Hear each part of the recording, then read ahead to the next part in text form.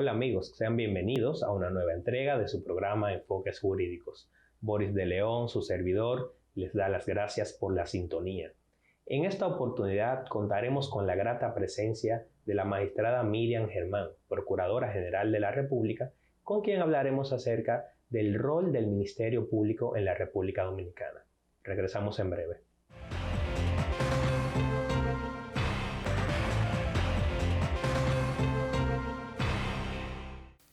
Bien amigos, estamos de vuelta en su programa Enfoques Jurídicos. Bienvenida, doña Miriam. Gracias, buenas tardes a todos. Para nosotros es un gran placer tenerla acá en el programa de Enfoques Jurídicos, porque para muchos es importante saber cuáles son las funciones y cuál es la importancia del Ministerio Público en la sociedad. Mucho se habla de este órgano en los medios de comunicación, pero hay muchas personas dentro del público que realmente no saben, desconocen cuáles son las particularidades o, en esencia, las funciones básicas del Ministerio Público, y quisiéramos empezar con algunos detalles al respecto. El Ministerio Público tiene entre sus obligaciones la persecución de los delitos y también la instrumentación de la política criminal del Estado. Después de la Constitución del 2010 y del Código de Procedimiento Penal,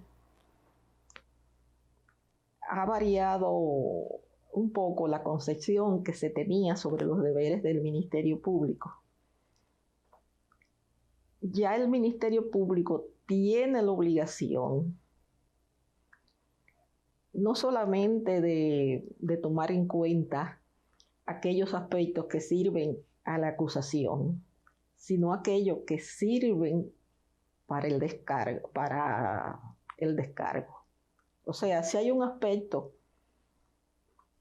que no favorece la condena, el Ministerio Público igualmente tiene que investigarlo, porque no es una condena por una condena, es un servidor de la justicia, el Ministerio Público. Muy interesante. Esto nos lleva a entonces comprender que el Ministerio Público en sí mismo debe ser imparcial. Imparcial, sí. Y objetivo en las investigaciones y todo. Y no puede olvidarse de que lo que él crea sobre el caso, su teoría del caso, es simplemente su presunción sobre los hechos. Pero esa presunción en sí no es prueba. Si él tiene una teoría, tiene la obligación de probarla, y una prueba fuera de una duda razonable. Mucho se ha hablado en los medios de comunicación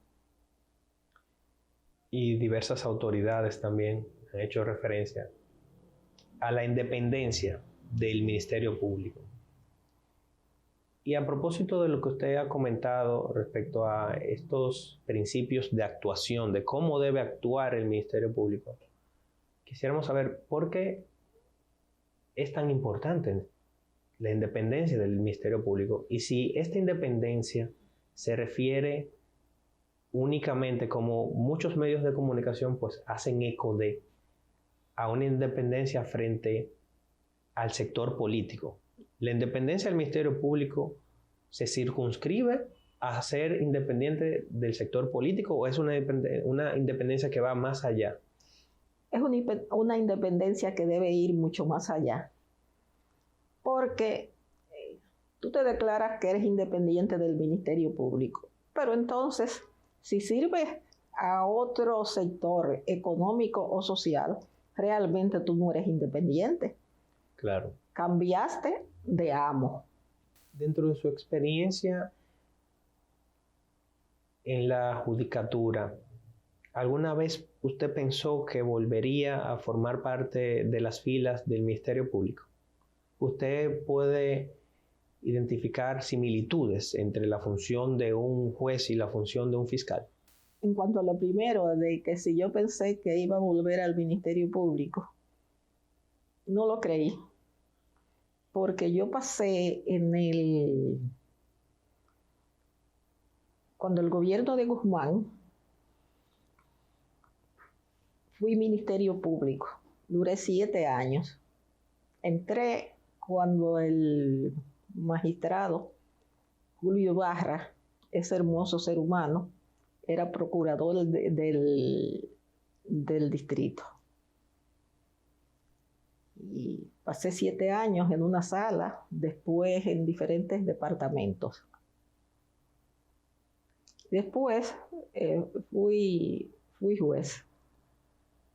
En total, en el servicio judicial, yo empecé por el escalón más bajo, como fiscalizadora.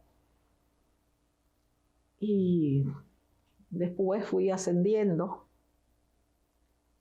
hasta llegar a la Suprema y no me salté ningún escalón. En su carrera usted ha notado que algunas de las herramientas que como juez tuvo también son aplicables a la función del fiscal, sobre todo a propósito de lo que me mencionaba, de que el fiscal debe no solamente procurar la condena, sino que también debe ser objetivo. Esa es la similitud mayor entre la labor de un juez y de un ministerio público. Y hay una cosa que importa, y es que sea juez o sea ministerio público, uno debe mirarse a uno mismo como un servidor público. No pensar que uno es un pequeño Dios que más que andar levita. Y debe uno entender la idiosincrasia de nuestros sectores populares, claro, o no. Porque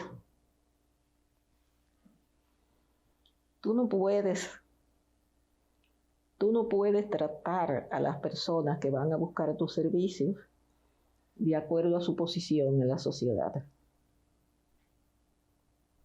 Porque esos son unos iguales a ti. ¿Qué usted piensa, doña Miriam, de la propuesta que se ha elevado ahora al Consejo Económico y Social de una reforma constitucional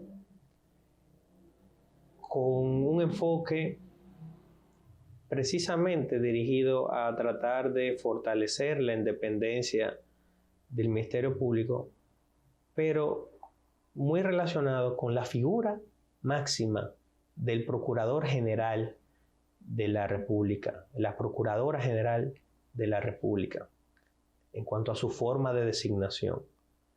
Realmente, la independencia, como usted ha dicho, es un concepto que debe ser practicado en todos los niveles. Sí, pasa con eso. Y lo he visto en el transcurrir de este oficio, que a veces el problema no es la independencia, a veces el problema es el carácter del funcionario, porque tú te encuentras de pronto con una persona con un afán de complacer, que hace hasta lo que no le han pedido, creyendo que complace a quien lo designó. Y, por ejemplo, la independencia no implica tú creerte un ente sin ningún contacto con nadie, sin ninguna colaboración. Lo que la independencia mejor tiene es el asunto de no condicionarte, de no verte ni tratarte como a un subordinado. Ahora bien, el hecho de que a ti se te considere independiente no implica que en determinados asuntos tú no debas tener una actitud de colaboración y de diálogo con los otros poderes del Estado.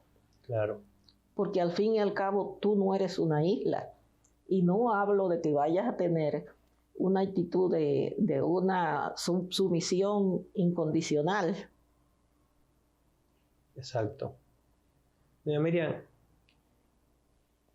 en lo que ha sido su experiencia, ¿cómo usted valora la transformación del Ministerio Público?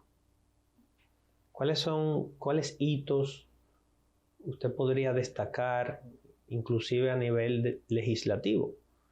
Por ejemplo, la instauración del sistema de carrera, que tú no estás sujeto a la voluntad de otros, que si no le agrada algo que tú decidiste, simplemente prescinden de ti. Porque anteriormente era así. Sí, así. Y había muchas presiones directas o indirectas. Y ahora hay un sistema de carrera, de evaluación, y se está tratando de conformar cuál va a ser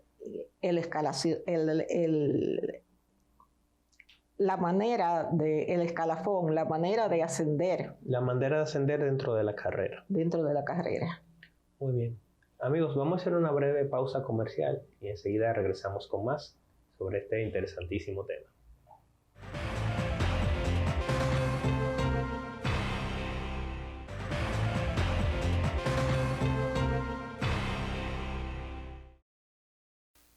Bien amigos, estamos de vuelta con su programa Enfoques Jurídicos, compartiendo con la magistrada Miriam Germán, Procuradora General de la República, con quien hablamos acerca del rol del Ministerio Público en la República Dominicana. Doña Miriam, una preguntita personal. ¿Qué significa para usted ser miembro del Ministerio Público? Sabemos que en un momento dado en su carrera inició en esta institución y ahora ha vuelto a dirigirla. Pero, ¿qué usted siente cuando se recuerda que usted es miembro del Ministerio Público? Yo concibo que todo servidor público tiene prácticamente las mismas obligaciones de la imparcialidad, del respeto por los justiciables, del no maltrato,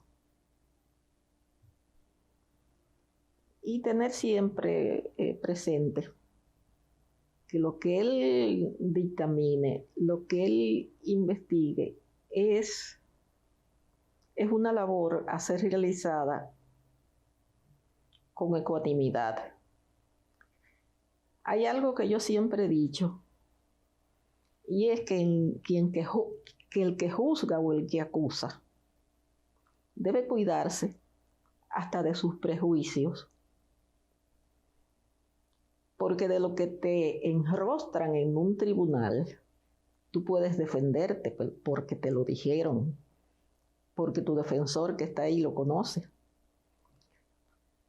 Pero ningún justiciable conoce los prejuicios que tú llevas dentro, y de eso él no se puede defender porque no lo sabe. Esta función del Ministerio Público, en cada uno de sus grados, requiere que los servidores practiquen una serie de principios y valores de manera constante. Sí. ¿Cuáles serían para usted los más importantes principios y valores que un servidor del Ministerio Público debe inculcar en su conducta y su proceder en la función? La integridad, del respeto por cualquier justiciable, el no ser instrumento de nadie, y enfocar los asuntos sin prejuicio. Esto es importante que usted lo destaque, porque muchas veces cuando aflora ante los medios de comunicación, pues las noticias vinculadas a delitos de cualquier naturaleza, se genera una especie de morbo en la sociedad. Sí. Se genera un juicio paralelo. Un juicio paralelo. Y también pues se generan voces que lo que quieren es ver condenas. Esta es una visión particular mía, que no pretendo imponérsela a nadie. La medida de coerción que se debe decidir primero no necesariamente es en la prisión, porque dependiendo del caso hay otras medidas. Una medida de coerción no es una condena anticipada, es simplemente un modo de garantizar que esa persona no va a evadir la justicia. Así es. Y en cuanto a lo del papel de la prensa, si bien la prensa tiene un papel de informar, de mantener a la ciudadanía al día en las cosas, ahí también debe estar presente una ausencia de prejuicios. Uno no debe tener culpables favoritos. Y a veces resulta que al principio de un proceso se desata una vorágine terrible. Y tú como funcionario tienes, entre otros, el deber de respetarlo en la cuestión del debido proceso. Y puede darse el caso que después de la tormenta inicial haya un proceso que declare inocente a una persona. Entonces, ¿quién te va a devolver lo que le quitaron a ti y a tu familia? ¿Quién va a reparar la vergüenza de tus hijos? ¿Quién le va a explicar a ellos la improcedencia del acoso a que fueron sometidos, por ejemplo, en la escuela? Esta es una visión humanista de la función. Yo diría que sí. ¿Cuáles retos, cuáles obstáculos usted considera que en la actualidad son los más relevantes para el desarrollo del Ministerio Público? Ir incrementando la preparación. Y hay problemas en nuestra sociedad, como por ejemplo la cuestión de los feminicidios, que sí deben ser castigados, pero su erradicación no pasa por la cárcel, aunque ésta sea merecida. Es necesario una labor que implique muchos factores, como por ejemplo la educación. Del pensum de las escuelas debiera formar parte este tipo de asunto y una noción, aunque sea sencilla, destinada a los grados más bajos en la escuela, empezar desde ahí, claro, con la cuestión de los derechos humanos y que la mujer no es un ser inferior. Hay una labor educativa que es imprescindible. Imprescindible, porque si no, el efecto demostrativo que tienen los diferentes sucesos va a ser muy fuerte y se van a seguir perpetuando esas situaciones si no se forma las personas desde la infancia, desde los primeros grados de la escuela, en el sentido de respetar los de otro género. Y yo aspiro que y lo he dicho otras veces, que alguna vez tengamos una sociedad donde el hombre no le dé a la mujer una mirada de propietario, que no te conciba como algo de su propiedad, como una vaca, por ejemplo. Doña Miriam, ¿es, en su opinión, necesaria una reforma constitucional para fortalecer al Ministerio Público? Las reformas constitucionales siempre tienen aspectos que al final de cuentas lo que hacen es, por ejemplo, con el pretexto de la cuestión del Ministerio Público, deslizar otros aspectos que socialmente quizás no son lo mejor y que a veces significan un atraso en este aspecto. Yo creo que el Ministerio Público sí debe valorarse en función de su independencia, pero esta independencia, como te dije, no elimina la colaboración con otros entes del Estado y tampoco tú puedes tener con el resto de los poderes una actitud de adversario, porque eso no favorece a los ciudadanos ni a nadie. ¿Se requiere, doña Miriam, un mayor aporte presupuestario para el Ministerio Público?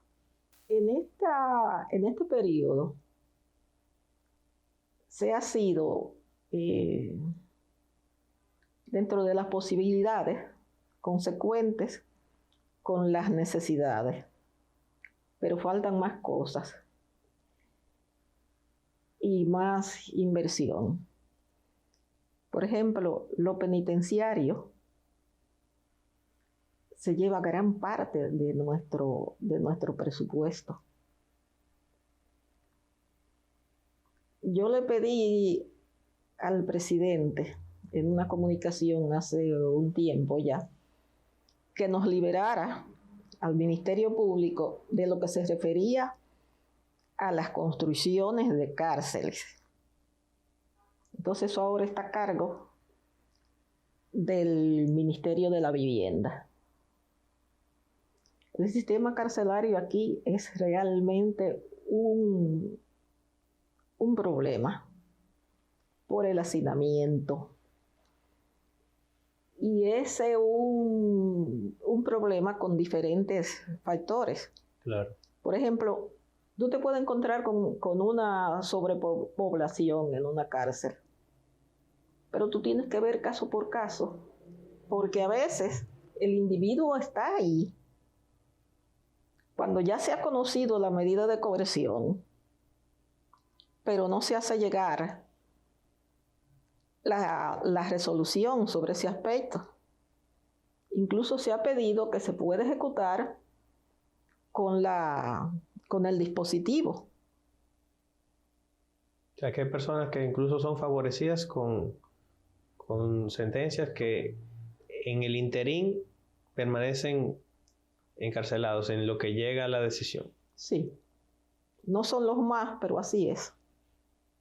Y también este tema del manejo del sistema penitenciario, pues es realmente una función ejecutiva que no es propia de la investigación No, de los delitos. yo creo que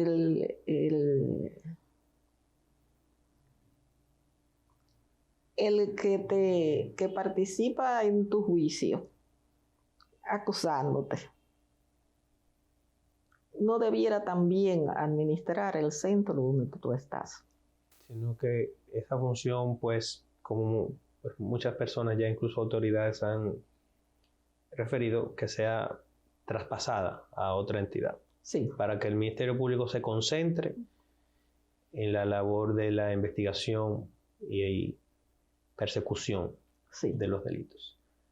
Magistrada, muchísimas gracias. Creo que ha sido un encuentro extraordinario. Y amigos, hasta un próximo encuentro de su programa Enfoques Jurídicos.